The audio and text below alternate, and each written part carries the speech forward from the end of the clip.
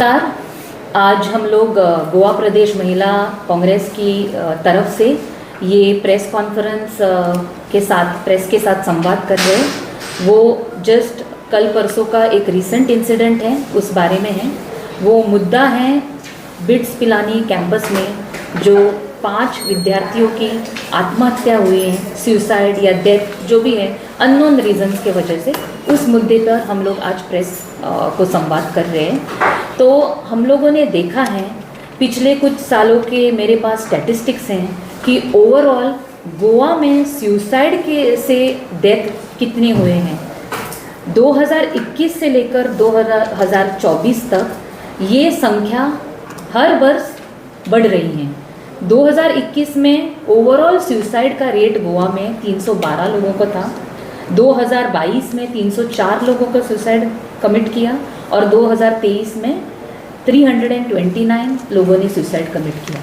इसमें अभी विद्यार्थी कितने हैं ये सब देखने की ज़रूरत है, पर हमारा मेन मुद्दा ऐसे हैं जो बिट्स पिलानी ये कैंपस है, उसमें पहले दिसंबर 2024 में एक सुसाइड कमिट करता है एक विद्यार्थी, फिर 5 मार्च 2025 को सुसाइड करता है कमिट एक विद्यार्थी, फिर बाद में 1 मई को एक विद्यार्थी फिर से सुसाइड कमिट करता है।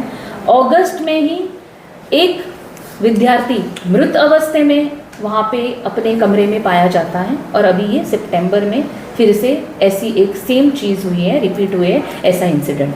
तो ये क्यों हो रहा है, इस पे एक स्ट्रिक्ट कार्रवाई करने की ज़रूरत है कि 5 डेथ होने तक हमारे शिक्षा मंत्री जो कि सीएम डॉक्टर प्रमोद सावंत जी हैं, उनको 5 विद्यार्थी मरने तक का टाइम लगता है कि एक इन्वेस्टिगेशन कमेटी अपॉइंट करने में या स्पेशल इन्वेस्टिगेशन जारी करने के लिए।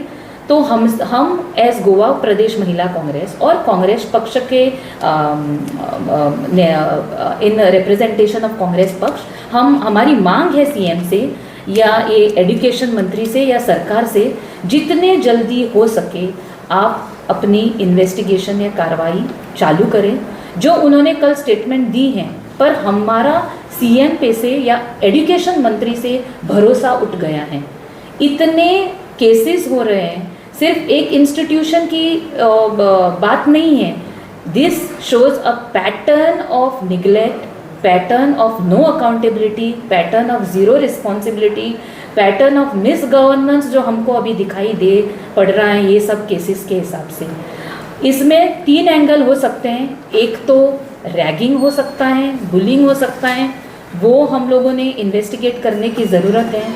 दूसरा मुद्दा है कि टीचर या प्रोफेसर अगर कौन सा स्ट्रेस बच्चों पे डाल रहे हैं, क्योंकि ये बच्चे सादे बच्चे नहीं हैं जो बहुत हाई आईक्यू के इतने सारे एंट्रेंस एग्जाम अटेंड करके जो हाईएस्ट टॉप मेरिट में आए उनको एडमिशन मिलता है बिट्स पिलानी जैसे कैंपस में।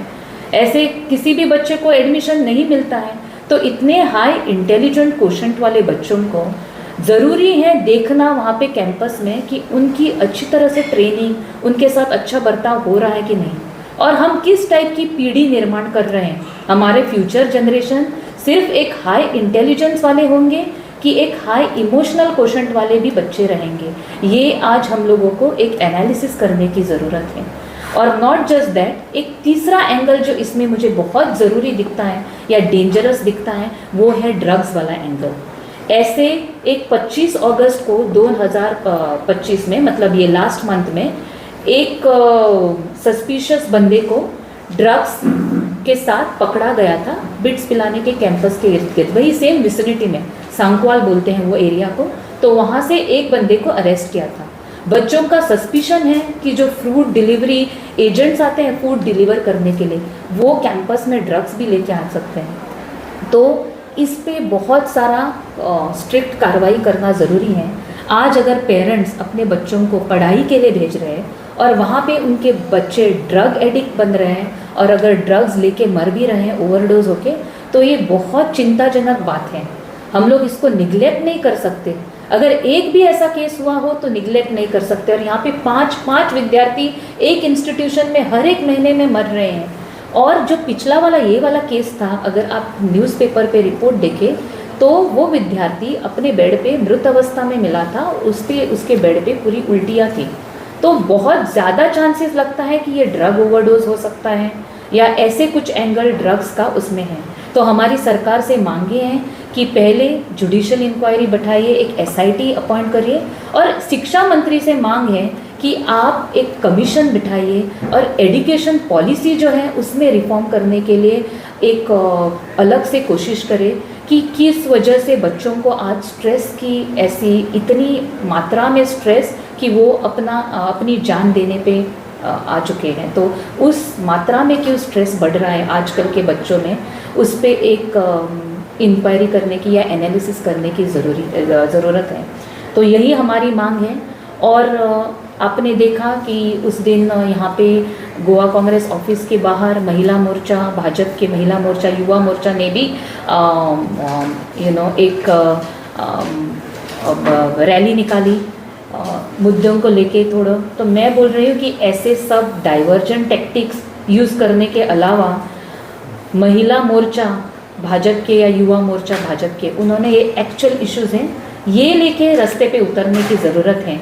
आज इतने महिलाओं के मुद्दे हो रहे हैं, यहाँ पे रेप हो रहे हैं, एक पीड़ित हम लोगों ने देखा है, नर्स पे रेप हो रहा है, मेंटली डिसेबल्ड व्यक्ति पे रेप हो रहा है, नाबालिग लड़कियों पे रेप हो रहा है, और 80 बरस के माताओं पे भी रेप हो रहा है।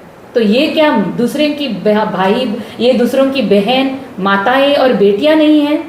तभी ये महिला मोर्चा कहाँ छुप जाती हैं?